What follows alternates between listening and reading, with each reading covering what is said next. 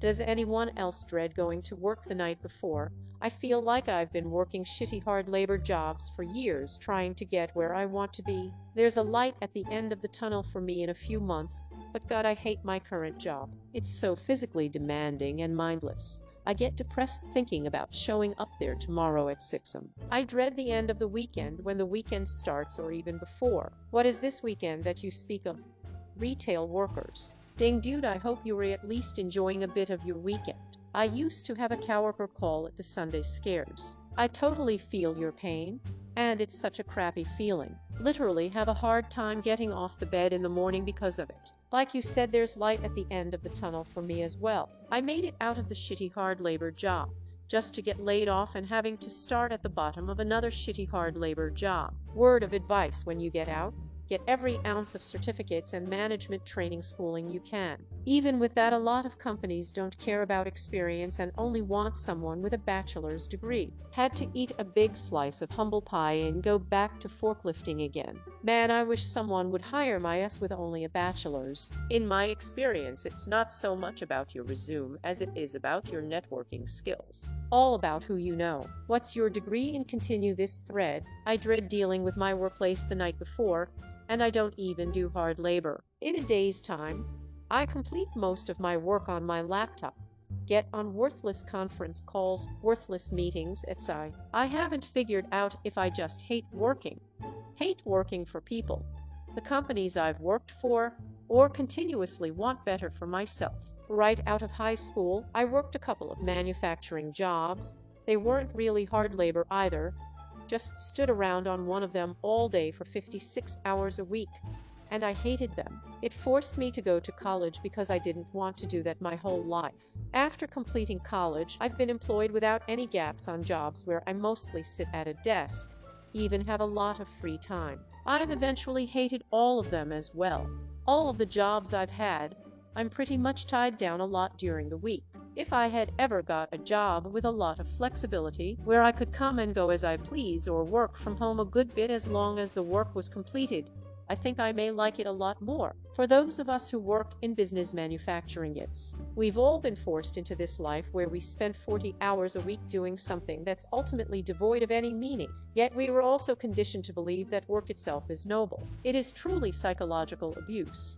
On one hand, I wish I was one of those people who could just put blinders on and live in ignorant bliss. On the other, becoming more aware and educated about what this system is doing to us is liberating, though also fucking exhausting. I think what you hate is the lack of control you have over everything. I know that is what bugs me the most. Having to pay the price for poor decisions or planning, and working with uncaring, uncooperative people can be really draining. I hate my current job.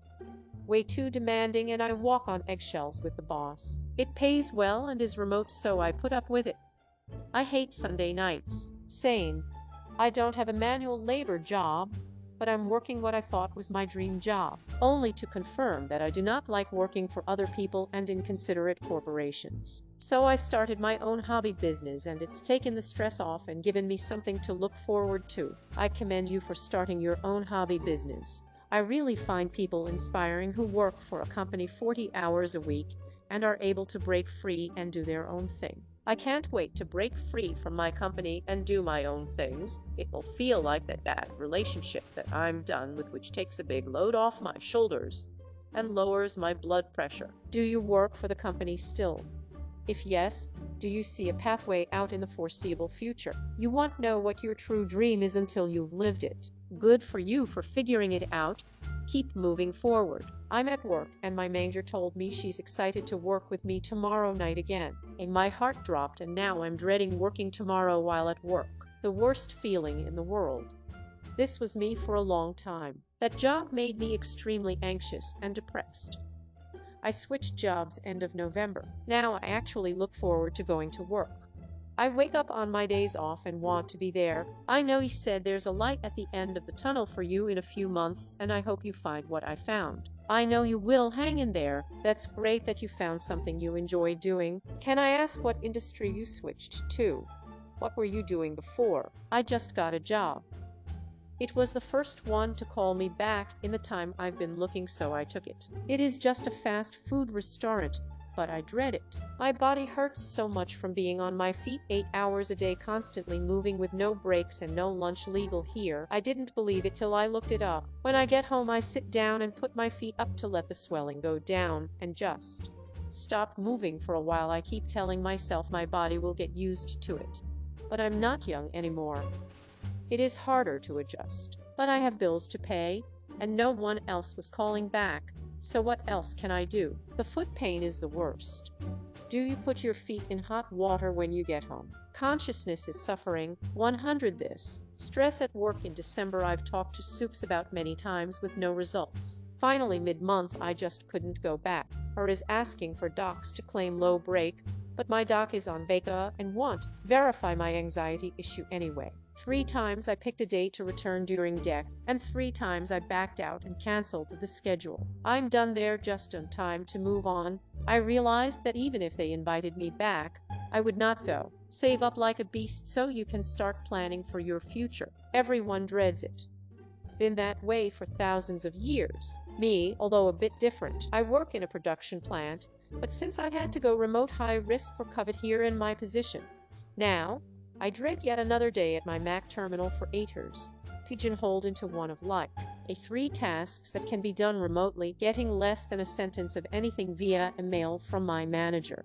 99 of it being micromanage here or you did this wrong. Never a nice word or simple how have you been. On site, I loved my coworkers, but the manager still wasn't much better in person. I had physically been run down by variable shift schedules, and even though I had 5 or 6 tasks more to do on a shift in a production plant, was still bored out of my skull and getting underpaid what my degree is supposed to be making to do so. Been about 3 years of it, and no increases in responsibility wages. So I no longer really work for the day. I give the minimum professional fucks until my shift is over, and then race like a bat out of hell out to work on what I really want out of my life. Focus on that until you get out. Best wishes. I had an okay job with shitty people that made me feel like this. An okay job with shitty people that made me feel like this. Christisitekoto detect hawkers, and sometimes, successfully, learn more about me. Opt out of replies. Hakesbot opt out. Delete my comment. Hakesbot delete. Why there is such a huge gap between the work we do and the education we get. I feel I didn't explore myself enough on my own and relied too much on official education and waited too much to start exploring work. Now I feel confused even after completing a degree. Higher education isn't a trade school. A trade school will get you ready for a very specific job. Higher education tries to get you ready enough for a range of jobs. You will still have a fair amount of job-specific training, but it should be far less than someone without the higher education background. There are parts of higher ed not related to a job. Some parts are just to broaden your thinking personally, though I think living in a cosmopolitan area can have the same effect. It used to be you got a job and progressed until you needed to learn more than they were willing to teach, at which point you'd go and get the education or else plateau at the mid-level. But then a degree gets you a good job and a good life became the common way of thinking. So people started to get a degree right off the bat. Then workplaces started demanding them of workers, and wouldn't accept workers who had no degree beforehand, not even for low-level jobs which required no formal education. There's no going back, because anyone who tries to will be disadvantaged in their job search, and any employer would only attract the worst talent. Your field of interest study doesn't usually align perfectly with the opportunities available in your area when you graduate. And when looking for a job, people generally take the best offer available, i.e. highest paid. Do that a few times and you will be working in a role that has nothing to do with your degree. Big bucks aren't made by companies by training people. Big bucks are made by keeping training short and putting workers in production asset. Teacher trainers generally don't make the big bucks by training others unless it is a one-on-one with a wealthy client. They can make big bucks by selling books and videos promoting some kind of branded training teaching method, whether it works or not. Our human world generally doesn't respect trainers and teachers. The way to do this is to figure out your major within your first 2 years of college, university, get the degree, and have something entry-level lined up by the time you graduate. If you delay all these things, then your outcomes will not be as good, and you may struggle to start a career. Showing up at the school and getting good grades is just one part of the formula. For those who ride the education system like a conveyor belt, graduation is when everything changes and you are on your own. The best thing you can do is to learn as much as you can about getting a job in your field, and then pursue that until you have some entry-level job that is vaguely similar to what you would like to do. This was my biggest mistake. I graduated and then started to look for entry-level jobs. It was way too late. And every year more and more kids are graduating and saturating the entry-level market even further. I'm 28 now and still haven't been able to start my career. I wish I had put more emphasis on how I wanted to make a living back while I was in high school and job shadowed multiple people who did what I thought I might want to do. It would have also been nice if some experienced folks had provided me some guidance. After completing college and getting a job in the field in which I went to school for, I realized there are a bunch of behind-the-scenes stuff you never could have dreamed of. You don't just do a job, you get the job done plus get stressed out by constant ridiculous nonsense which only affects your mental health. You'd still get the job done without the dis. I found that the education I received in classes related to my major very much helpful. Only problem is that the companies I work for have their own way of doing things and have never let me use the knowledge I received. Got an interview with Cracker Barrel on Monday. I'm excited. My last job treated me like trash, so I hope this one won't. I really hope I can be a waitress at it. Woo, people are upset. Hair pulled back. Go to Walmart for men's business button-downs for uniform.